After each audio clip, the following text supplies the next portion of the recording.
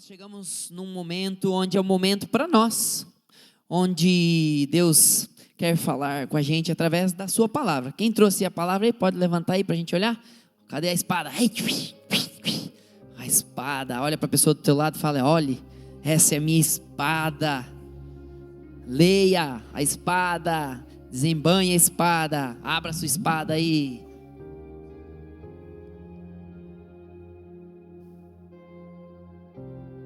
Já quero convidar você a cutucar a pessoa do teu lado e dizer para ela assim: ó, olha, hoje essa palavra é para você. Diz para ela aí. Não vai ser fácil, fala para ela. Se prepara.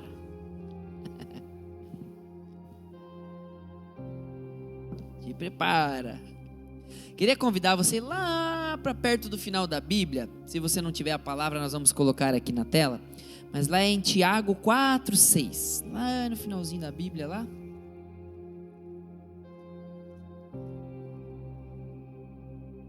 Tiago depois de Hebreus. Tiago capítulo 4, versículo 6. Depois nós vamos ler todinho ele do 1 ao 10. Por isso deixa aberto em Tiago. Amém? Conseguiu achar? Amém. Vamos orar, falar com Deus.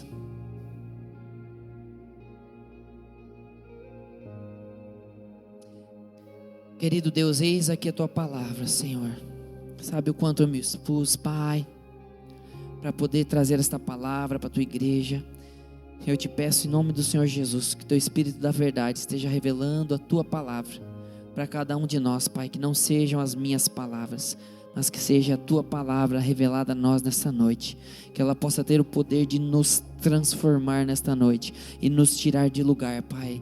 É o que nós te pedimos em nome de Jesus. Amém. Amém. O que diz a palavra de Deus, que é a Bíblia, em Tiago 4:6.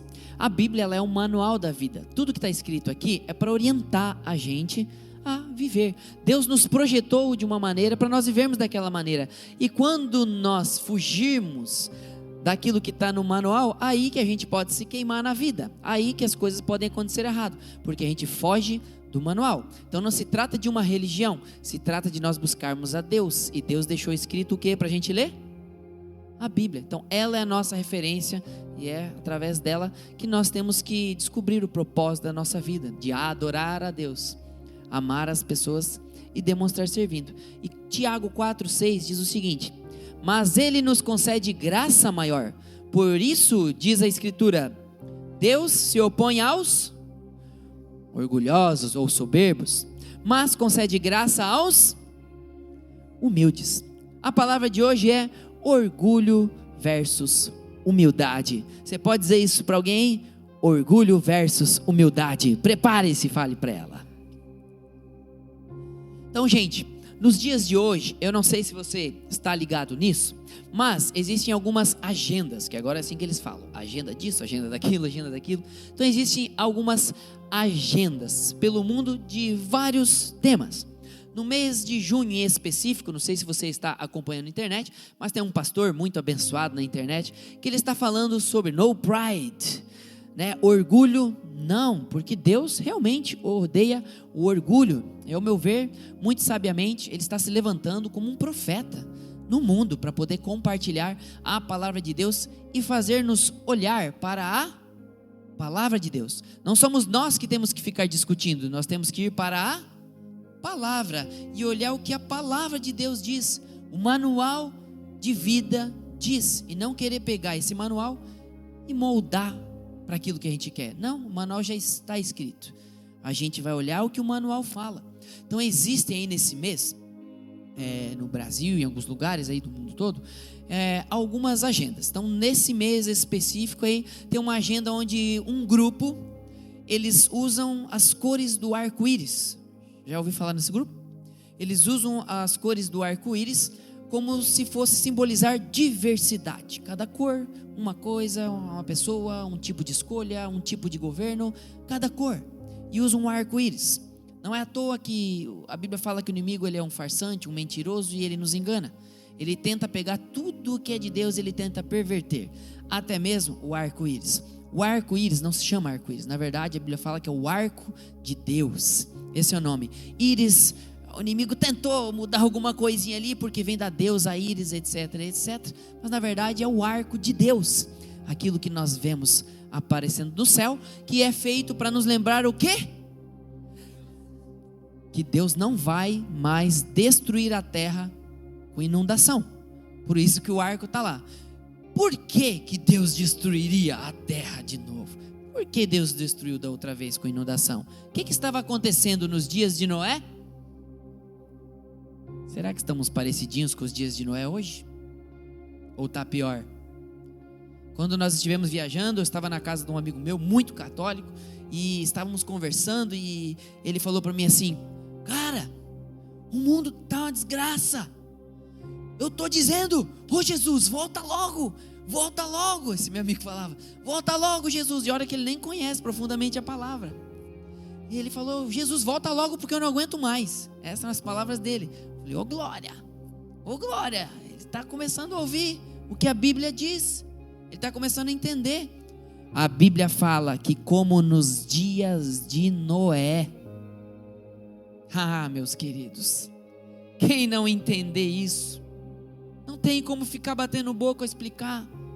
Nos dias de Noé, tudo de ruim acontecia na terra, e Deus olha para a terra, para escolher povo, para salvar, porque o resto não dá mais, e Ele só encontra uma família, a família de Noé, e ninguém mais quis entrar naquela arca, e todo mundo ficou tirando sarro de Noé, e Noé prepara aquela arca durante 100 anos, Noé constrói a arca. Eles viviam um pouquinho mais naquela época, mas então a terra toda, tudo exterminado com o dilúvio, porque a coisa não estava nada boa, não é mesmo?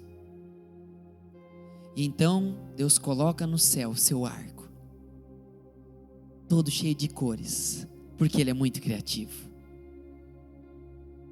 E aí Ele fala para a gente olhar para aquele arco toda vez que aparecer e lembrar da aliança que Ele fez com a humanidade. E hoje em dia algumas agendas pegam este arco para dizer que é diversidade. Veja como o inimigo ele tenta imitar tudo, ele tenta perverter tudo. O Senhor já nos fez diferentes.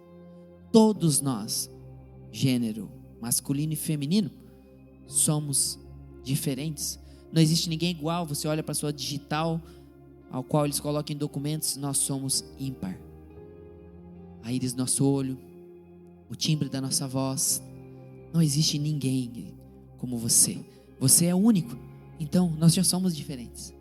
Mas o inimigo ele tenta perverter tudo. E dentro desses tipos de agenda, onde eles falam que hoje é o dia do orgulho colorido, hoje é o dia do orgulho uma cor de pele, hoje é o dia do orgulho uma raça, ou um status social, uma sexualidade, seja o que for, gente, orgulho. É sobre isso que eu gostaria de falar com vocês. Quais são os perigos desse orgulho?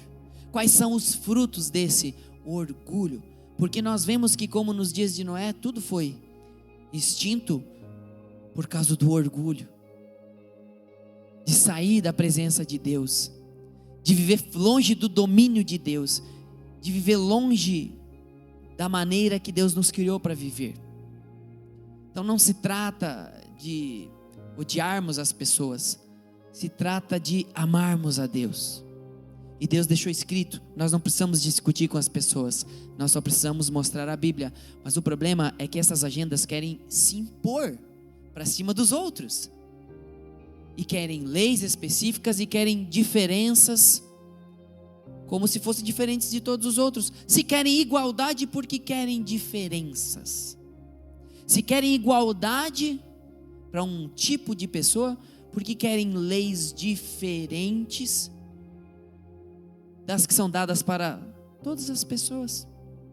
Isso não é igualdade, isso é desigualdade. E um amigo meu falou esses dias aí sobre igualdade, né, Ali?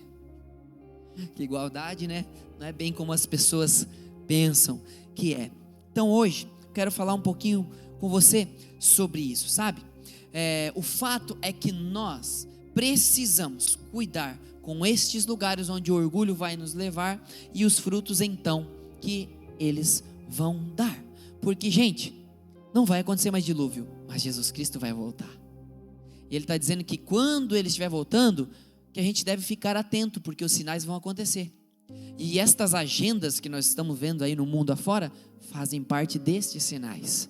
Por isso nós temos que ser pessoas que se levantem para dizer: epa, peraí, Deus não erra, Deus não erra. Deus me fez homem, Deus não errou. Deus me fez mulher, Deus não errou. Sabe, Deus ele não erra. E nós temos que continuar sendo estes defensores da Bíblia. A Bíblia sempre vai permanecer, a igreja sempre vai permanecer. A Bíblia fala que as obras do inferno não prevalecerão contra a igreja. Não é placa de igreja, não é religião, é contra a palavra de Deus. É disso que se trata. Por isso hoje nós vamos meditar um pouco então sobre orgulho versus humildade. Então, orgulho, gente, segundo alguns conceitos, segundo alguns dicionários, orgulho é vaidade, arrogância e soberba. Soberba é uma palavra que é como se fosse superioridade. Então, você fala, esse cara é muito soberbo, ele se acha superior a todo mundo. Orgulho é um termo que se refere a um sentimento excessivo de contentamento que uma pessoa tem a respeito de si mesma, de acordo com as suas características, as suas qualidades, as suas ações e as suas virtudes. Então, esse excesso impede que a pessoa reconheça os seus próprios erros, consiga pedir ajuda ou até mesmo aceitar ajuda. O orgulho, geralmente a pessoa orgulhosa, ela é autossuficiente, não preciso de ninguém. Ela tem dificuldade de pedir ajuda, de admitir seus erros e também de aceitar ajuda. Agora, também tem outras conotações do orgulho, uma conotação negativa e uma positiva. A conotação negativa que eu falei para vocês é que o orgulho é arrogância. Uma pessoa orgulhosa é uma pessoa arrogante. Agora, quando você olha para o orgulho como um lado positivo, você vai ver com honra. Por exemplo, ele está se referindo a uma pessoa com orgulho. Poxa, eu tenho orgulho do que os meus filhos se tornaram, tanto que eu investi na vida deles, se tornaram pessoas honestas, cidadãos honestos e corretos. Aí você diz, eu tenho orgulho. Este orgulho positivo não está sendo para mim, está sendo para o próximo. Isso está sendo feito em forma de honra. Eu estou honrando ele. Entende? Então, é reconhecer a qualidade de alguém através de uma atitude, mas me referindo para exaltar o próximo. Então, se esse orgulho positivo é igual à honra, na verdade, honra é uma característica do quê? Do orgulho? Não. Quem honra as pessoas é uma pessoa humilde. Então, humildade vem da palavra do latim que significa pouca elevação. Ou seja, tem relação com uma ideia de modéstia. Já viu aquele cara que é muito bom numa coisa, daí fala, esse é fera. O cara, não sou tão assim, eu me esforço. Daí o cara fala, ele é modesto, ele é muito bom nisso mesmo. Então, modéstia, né? Humildade. Humildade também é a qualidade de quem age com simplicidade.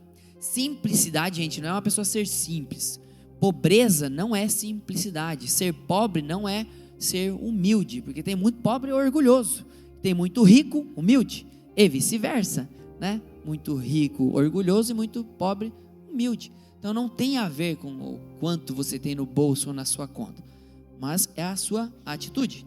Jesus, né, o mais nobre dos nobres, era simples. Uma característica das pessoas que sabem assumir as suas responsabilidades é uma pessoa humilde, uma pessoa sem arrogância, sem prepotência, que ela consegue tudo, ela pode tudo, uma pessoa sem a soberba, né? Ela não quer se sentir superior aos outros, pelo contrário, ela quer se sentir sempre abaixo. Então, para o humilde, ninguém é pior ou melhor do que os outros, estando todos no mesmo nível de dignidade, de cordialidade, respeito, simplicidade e honestidade. O humilde, ele sempre vai procurar nivelar, sabe, a sociedade, deixar quer que todo mundo fique bem, quer que todo mundo esteja ali. Então a humildade faz a pessoa reconhecer as suas próprias limitações com modéstia e ausência de orgulho. Pessoa orgulhosa não admite seus erros, dificilmente aceita ajuda, né? Ela só oferece ajuda se em algum momento talvez ela possa se sentir bem. Então ela visa ela, pessoa orgulhosa. Já humilde não, ele olha para o próximo, né? Para poder reconhecer o próximo, reconhecer que em si mesmo tenho limitações, tenho dificuldades, é modesto. Então ele é ausente de orgulho. Frases perigosas. Diga para a pessoa do seu lado aí, vai falar para você aí. Olha a frase perigosa de um orgulhoso. Eu me governo. Talvez o humilde diria, Deus me governa. O orgulhoso talvez diria, eu é que sei o que é melhor para mim. Mas o humilde diria, que Deus me ajude a escolher a coisa certa, Senhor amado. Vai orar, vai pedir a direção de Deus, Deus me ajude a escolher a coisa certa. Aí o orgulhoso diz, falem bem, falem mal, mas falem. Vou falar de novo. Falem bem, falem mal, mas... O orgulhoso vai dizer isso. O humilde vai dizer, falem bem, falem mal, mas enxerguem Jesus em mim. Vou repetir. Falem bem, falem mal, mas enxerguem Jesus em mim. Por quê? Porque tem gente que você pode ser o melhor do mundo, como Jesus. Vai falar bem de você, mas vão ter aqueles que vão falar mal de você. Então, se a pessoa fala bem ou fala mal de você, mas ela tem que olhar Jesus em você. Porque se ela vê Jesus em você e está falando mal de você, ela é daquelas pessoas que estão lá atacando pedra em Jesus. Se elas não enxergarem Jesus em você, talvez você está no lado do falem de mim. Não, falem de Cristo. Enxerguem Cristo em mim. Então o humilde, ele sempre vai colocar para o lado. Vamos voltar lá para Tiago, no capítulo 4, agora no versículo 1. Vamos até o 10. Vamos ver o que diz lá? Vou ler junto com vocês aqui. De onde vêm as guerras e contendas que há entre vocês? Não vêm das paixões que guerreiam dentro de vocês? Vocês cobiçam coisas, mas não as têm. Matam e invejam, mas não conseguem obter o que desejam. Vocês vivem a lutar e a fazer guerras. Não têm porque não pedem. Quando pedem, não recebem, pois pedem por motivos errados, para gastarem seus prazeres. Adúlteros, vocês não sabem que a amizade com o mundo é inimizade com Deus? Quem quer ser amigo do mundo, faz-se inimigo de Deus.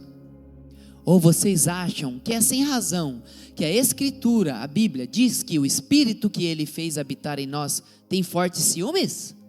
Mas Ele nos concede graça maior. Por isso diz a Escritura, Deus se opõe aos orgulhosos, mas concede graça aos humildes. Portanto, submetam-se a Deus, resistam ao diabo, e ele fugirá de vós. Segura um pouquinho aí. Submeter-se a Deus, estar debaixo daquilo que Deus está falando. Submeter-se a Deus é submeter-se à sua palavra. Olha o que a Bíblia diz, submetam-se a Deus, resistam ao diabo, lutem contra aquilo que é errado, lutem contra aquilo que é mal, resistam, e ele vai fugir de vocês. Continua. Aproximem-se de Deus, e Ele se aproximará de vocês. Pecadores, o que nós temos que fazer, pecadores? Limpem as mãos, e vocês que têm a mente dividida, purifiquem o coração. Entristeçam-se, lamentem-se e chorem, troquem o riso por lamento e a alegria por tristeza. Humilhem-se diante do Senhor, e Ele os exaltará. Sabe, é muito forte essa última parte, porque parece que a pessoa tem que se fazer de coitado para chegar até Deus, mas na verdade é porque nós não merecemos mais estar na presença de Deus, porque a humanidade pecou, e se nós ficássemos na presença de Deus, não tem como o pecado conviver com Deus, a gente ia morrer. Então o nosso Pai amado, por amor, teve que nos tirar daquele lugar, porque nós, humanidade, escolhemos o pecado. Escolhemos deixar que outro governasse a nossa vida, não mais o nosso Pai que nos criou para viver para sempre, eternamente, num paraíso.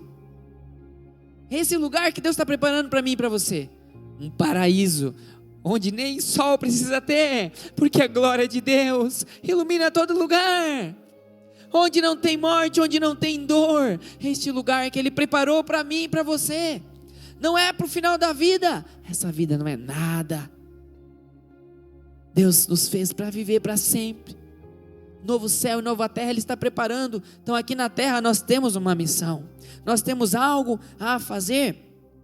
Agora nós temos que ficar atentos quando este versículo fala para nos humilharmos, lamentarmos, porque ao contrário de tudo isso, são frutos do orgulho. E frutos do orgulho, gente, nos afastam de Deus. Frutos do orgulho tapam os nossos olhos, são como escamas, e nós não começamos mais a enxergar a verdade de Deus, e caminhamos no escuro, vivendo com o nosso próprio domínio. Mas quando nós nos humilhamos na presença de Deus, nós lamentamos, nós clamamos a Ele, então humildemente nós nos prostramos, e então Ele afasta de nós, porque o humilde, ele pede perdão. O humilde, ele vai ser: Senhor, eu pequei mesmo, eu preciso de perdão, me perdoa. Então, já que você escolheu, as escamas caem dos teus olhos, porque você escolheu a humildade. Agora vamos ver um pouquinho os frutos do orgulho. Frutos do orgulho são frutos do autogoverno, governo próprio. O orgulho, ele tenta nos dizer que podemos lidar com as situações sozinhos, que sabemos e temos todas as respostas. Faça você mesmo, você é forte, confie em você mesmo. Isso é diferente de ser confiante. Isso é diferente de trabalhar as tuas emoções. É aquela pessoa que é autossuficiente, que é tudo centralizado nela e que ela governa a sua vida. Então o orgulho, ele não atrai o favor das pessoas e nem o favor de Deus. Você pode dizer isso? O orgulho não atrai o favor das pessoas para mim e nem o favor de Deus. Lembra o que está escrito em Tiago 4,6? Deus se opõe aos orgulhosos, mas concede graça aos humildes. Então, se você for humilde, Deus vai derramar de uma graça. Derrama da graça. O orgulho, gente, como eu falei, ele é centralizador. A pessoa centraliza tudo nela. Ele pode até usar as pessoas aparentando humildade, mas se no fim as atenções são para ela, isso é orgulho. Sabe aquela pessoa que quer trabalhar em equipe, que quer preparar todo mundo, mas no final ela quer que digam: olha, exaltado seja o nome desse líder que fez essas coisas. Isso é orgulho. Se tratando de tudo que nós fazemos como igreja, para quem é a honra e a glória? Para Ele. A gente tem que ser modesto. Irmão, eu sou esforçado. Poxa, eu me esforço, porque a gente sabe que sempre dá para fazer melhor, não é mesmo, gente? Sempre dá para fazer melhor. Quem é pai e mãe sabe que sempre dá para fazer melhor, né? A gente está sempre correndo atrás de fazer melhor. Então, fruto do orgulho é buscar independência total e se autogovernar, se empoderar. Já ouviu essa palavra? Tem que se empoderar, tem que se empoderar, tem que se empoderar. Ao invés de dizer: opa, tem alguém que vai à frente, tem alguém que é minha justiça, tem alguém que se empodera por mim. Esse é o orgulhoso. Independência, viver por aquilo que você acha certo. Eu leio a Bíblia, eu tenho Deus, eu tenho amor, e eu leio ela e sigo ela do jeito que eu quero. Não, ela é um manual, ela foi feita para ser do jeito que ela é. Então, se preciso for até interpretar a Bíblia como lhe convém, as pessoas estão fazendo nos seus movimentos e agendas do orgulho, seja qual for o orgulho. Agora, frutos da humildade. Cutuca a pessoa do lado e fala: para você. Frutos da humildade, ao contrário do domínio, né, do seu autogoverno, é dependência do governo de Deus. Então, humildade, a minha vida tem que ser governada por Deus. Então, nos frutos da humildade, nós vemos que no reino de Deus, você não é maduro até que você se torne dependente. No reino de Deus, quanto mais maduro você acha que você está, mais você tem que enxergar que você está mais dependente de Deus. Mais dependente de Deus. Estou crescendo espiritualmente, estou crescendo na dependência de Deus. Estou entendendo que sem Ele nada posso, sem Ele nada faço. Preciso dEle. Isso é um fruto de humildade, dependência de Deus. Você deve lidar com as situações da vida com o Pai Celestial que tem toda a força. Olha o que Ele tem à disposição para você. Ele tem toda a força, Ele tem toda a sabedoria, Ele tem todos os recursos, Ele tem todas as respostas. Por que eu vou depender de mim? Se eu ainda estou correndo, tentando descobrir meu propósito, Ele sabe o propósito pelo qual Ele nos criou. Ele tem todas as respostas. Ele sabe de todos os planos. Ele. É Ele. E nós temos que buscá-lo. Em uma das maneiras de demonstrar dependência é através da oração. Oração não é ficar repetindo palavras iguais, como outrora fazíamos. Oração é conversar. Oração é falar. Sabe aquela pessoa mais íntima que você abre o teu coração? É por aí que você fala com Deus. Vai lá num cantinho e fala: Deus, eu estou aqui. Deus, fala comigo. Hoje eu estava sentado na rede em casa, tomando um sol que estava frio, falando com Deus. Quando eu preparava a palavra, deu vontade de tomar aquele solzinho, olhar para o céu, falar com Deus e dizer: Senhor, me conduz nessa palavra para aquilo que o Senhor quer falar para mim e para aquilo que o Senhor quer falar com o povo. Estava ali conversando com Deus. Isso é oração. É uma das maneiras de demonstrar que você depende dEle. Então, se você não orar, o que vai acontecer? Você vai permitir que o orgulho entre no seu coração. Então demonstre dependência de Deus em oração, falando com Ele. Você está indo de manhã, trabalhar amanhã de bicicleta, de carro, como for, fala: Deus, obrigado por esse dia, Senhor. Obrigado, mais um dia de vida, obrigado pelo trabalho. Não estou muito feliz nisso ou naquilo, mas obrigado por poder trabalhar. Ou se você estiver feliz, obrigado, Senhor, pela oportunidade. Sabe, falar com Deus. Você vai comer alguma coisa? Oh Deus, obrigado, Senhor. Obrigado, Deus. Obrigado por essa provisão, tantas pessoas não têm. Orar é correr para o Pai e dizer: socorro! Orar é dizer: eu preciso de ajuda. Eu não posso fazer isso sozinho. Eu tenho algumas opiniões, mas eu prefiro a Tua verdade, Senhor. Então corra para o Pai, que Ele tem todos os recursos. 2 Crônicas 7,14, vamos colocar ali na tela para você. Diz: se o meu povo, que se chama pelo meu nome, se humilhar e orar e buscar a minha face, e se afastar dos seus maus caminhos, dos céus o ouvirei, perdoarei o seu pecado e curarei a sua terra. Olha estas palavras: se humilhar, orar, buscar e se afastar. Tem pessoas que estão pegando o manual da vida para viver segundo a maneira que elas querem, e eu tenho orgulho de ser assim. Desculpe, meu amigo, mas Deus odeia esse orgulho. Dessa maneira que você está falando, Deus abomina esse orgulho. Isso é domínio de outro governo, daquele que quer matar, roubar e destruir. Mas nós temos que buscar cada vez mais a presença de Deus em atos de humilhação, oração, buscar lendo a Bíblia, buscar vindo na igreja ouvir uma palavra, buscar ouvir louvores que me remetem a Deus, que me remetem a me aproximar dEle. E aqui também o versículo fala sobre se afastar. Então tem caminhos que a gente tem que escolher. Deus não vai puxar a gente pela orelha e falar: vem menino, vem para casa. Não. Deus já deixou escrito. Agora nós temos que dizer: eu não quero ir para esse caminho das drogas. Eu quero me afastar desse caminho das drogas, do alcoolismo, da prostituição, da mentira, do orgulho, do que for. Por quê? Porque aquilo ali está me levando para o mal. E muitas vezes quando nós dizemos assim: eu não consigo, a gente está sendo orgulhoso, porque você está dizendo que Deus não tem os recursos e que Deus não é capaz de te livrar daquilo que te prende, sabe? Então nós temos que olhar para Deus e saber: não, Ele supre todas as minhas necessidades. É eu que tenho que me esforçar para me afastar do domínio das trevas, daquilo que me atormenta, daquilo que me afasta de Deus, daquilo que me leva para o orgulho. Eu me lembro que tinha um irmão meu que ele não mostrava algumas coisas da vida dele. E eles achavam ele muito humilde.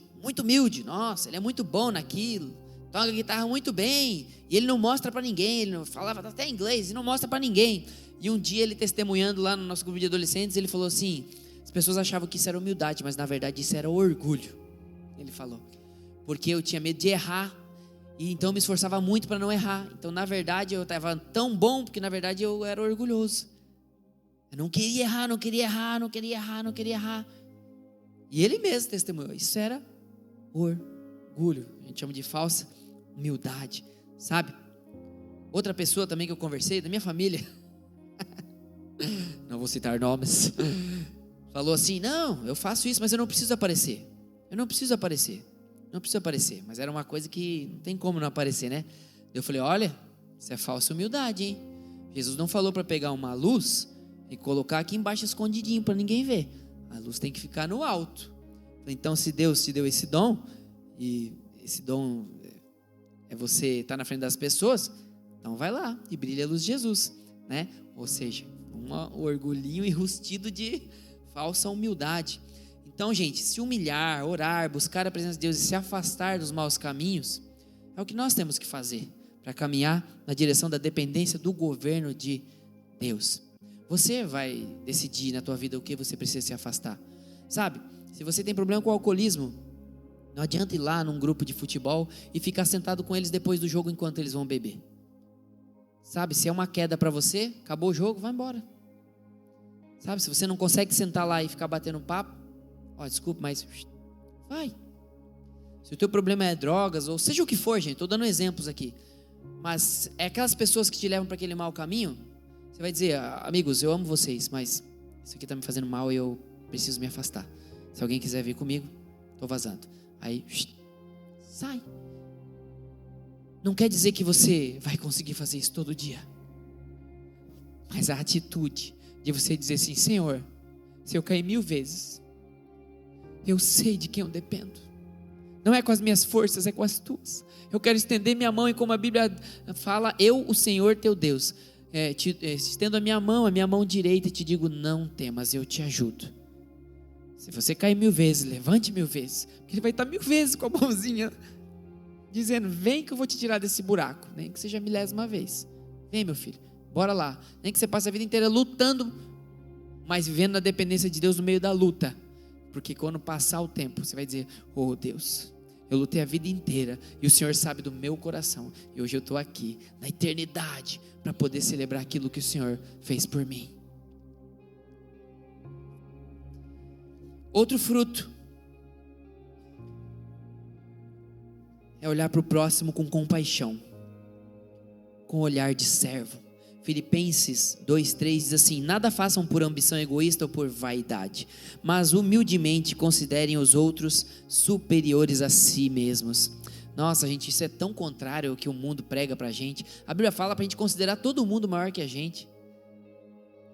E o orgulho diz assim: eu sou mais eu. Claro, gente, tem situações que você tem que dar valor para si. Aprendi muito com a minha esposa a dar valor pro meu trabalho.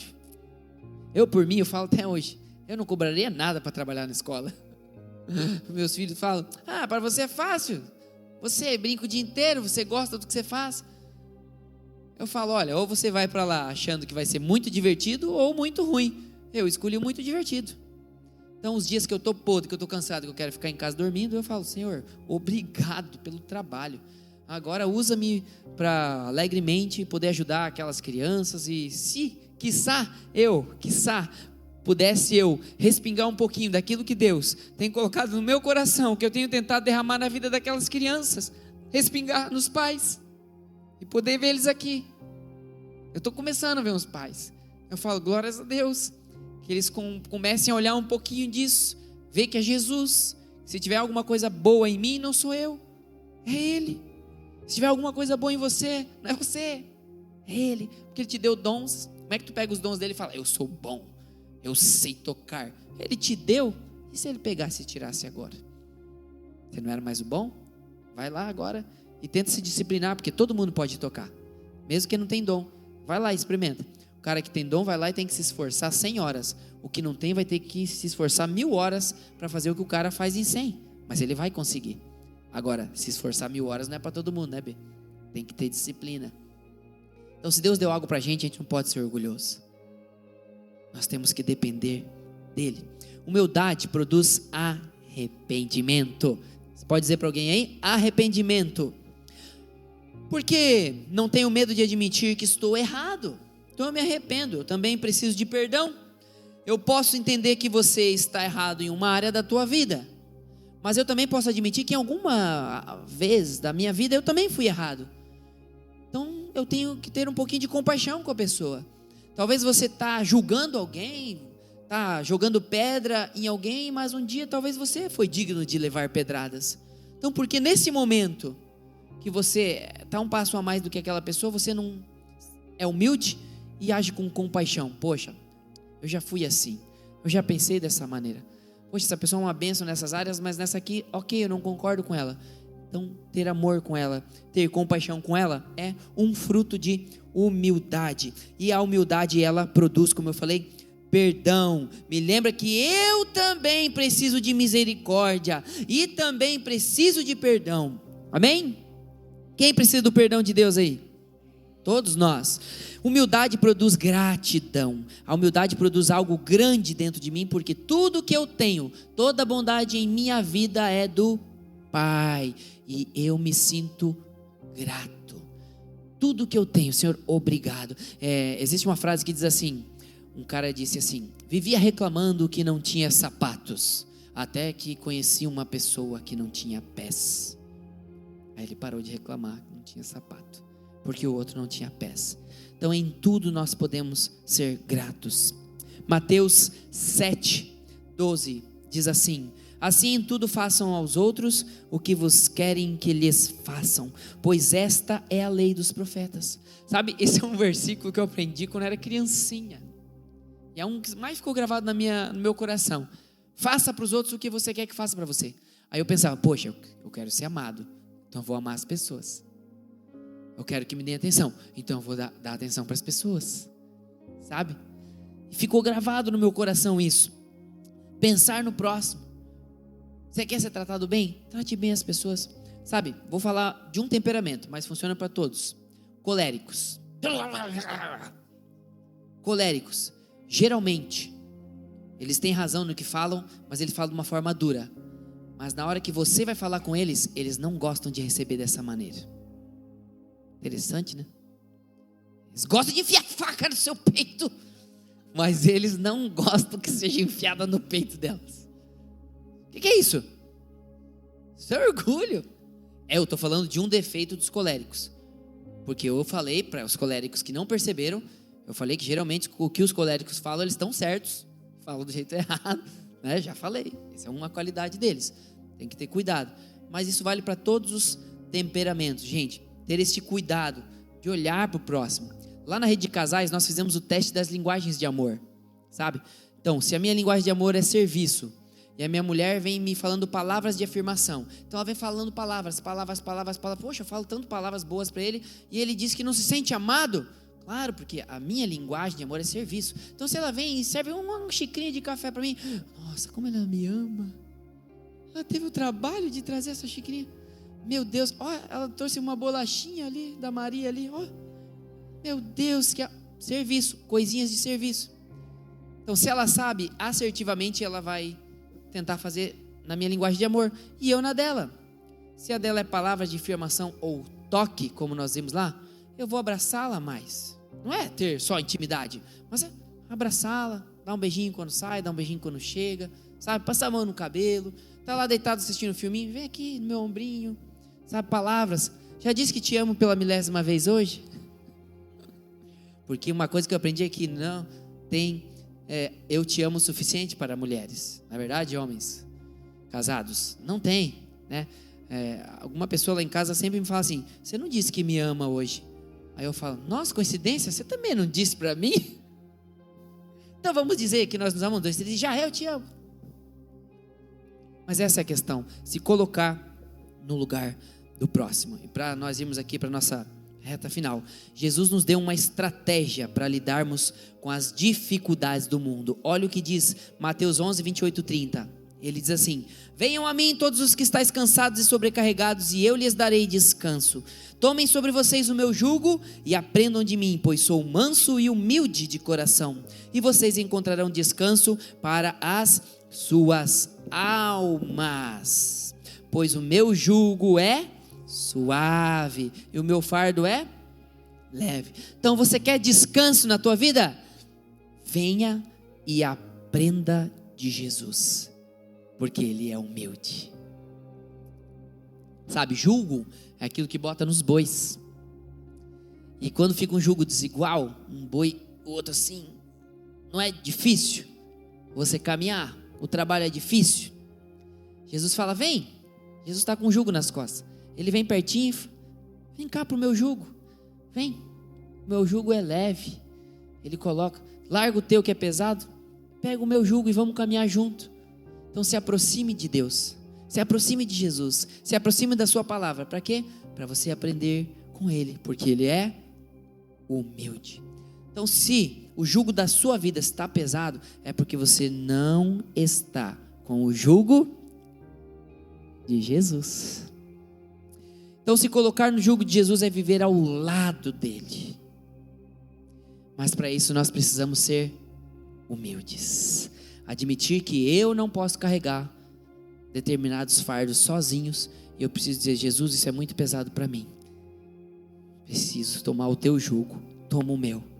Se eu não souber as respostas, se eu não souber as direções, talvez é hora de eu fechar minha boca, me aproximar de Jesus e ouvi-lo falar. Então pergunte-se: com quem você está dividindo o teu jugo? Quem são as pessoas que você caminha? São aquelas que você está num passo e elas estão no outro? São aquelas que andam numa direção diferente da tua? Aí é jugo desigual. Quantas pessoas casam e se unem a jugo desigual? E uma pessoa quer vir para a igreja e a outra não quer ir. E aí fica aquela luta: estou orando pelo meu marido, estou orando pela minha esposa. Por quê? Porque antes escolheu viver o jugo desigual e daí depois tem que ficar: ai que pesado, ai que pesado. Então tem que dizer: Jesus, pega o meu jugo, eu quero o teu, Senhor. E é uma oração. E aí quando os dois vêm para perto de Jesus e o jugo fica igual, ele se torna leve, porque é o jugo de Jesus. Então, se for com Jesus, eu me aproximo dele, eu ouço ele, aprendo com ele e eu modelo o meu comportamento com o comportamento de Jesus. Para ter humildade, precisamos ser dependentes de Deus. Jesus disse em João 15, 4-5: permaneçam em mim e eu permanecerei em vocês. Nenhum ramo pode dar fruto por si mesmo, se não permanecer na videira. Vocês também não podem dar fruto se não permanecerem em mim. Eu sou a videira, vocês são os ramos. Se alguém permanecer em mim e eu nele, ele dá muito fruto, pois sem mim vocês não podem fazer coisa alguma. Precisamos reconhecer humildemente a superioridade de Cristo. Ele pagou um alto preço por nós. E Deus deixou escrito porque toda honra e toda glória tem que ser para Ele. Lá em Filipenses 2,5 diz assim: de sorte que haja em vós o mesmo sentimento que houve também em Cristo Jesus, que sendo Jesus em forma de Deus, ele não teve por usurpação ser igual a Deus. Ele não quis ser igual a Deus, mas esvaziou-se a si mesmo, tomando a forma de servo, fazendo-se semelhante aos homens, e achado na forma de homem, humilhou-se a si mesmo, sendo obediente até a morte, e morte de cruz. Por isso também Deus o exaltou soberanamente e lhe deu um nome que é sobre todo nome, para que ao nome de Jesus se dobre todo o joelho dos que estão nos céus e na terra e debaixo da terra, e toda a língua confesse que Jesus Cristo é o Senhor, para a glória de Deus. A promessa de Deus é que os humilhados serão exaltados. Então, se nós nos humilharmos à sua palavra e nos prostrarmos, prostrar a nossa vontade, a vontade de Deus, valerá a pena. Tudo que você possa ver nessa terra como um sacrifício para se voltar para essa palavra, não será em vão, porque Ele é quem vai te exaltar. Então nós não podemos tolerar o orgulho. Não podemos tolerar o orgulho e temos que escolher a humildade de obedecer a Deus e a sua palavra, pois Ele nos projetou e Ele não errou. Ele nos ama. Amém?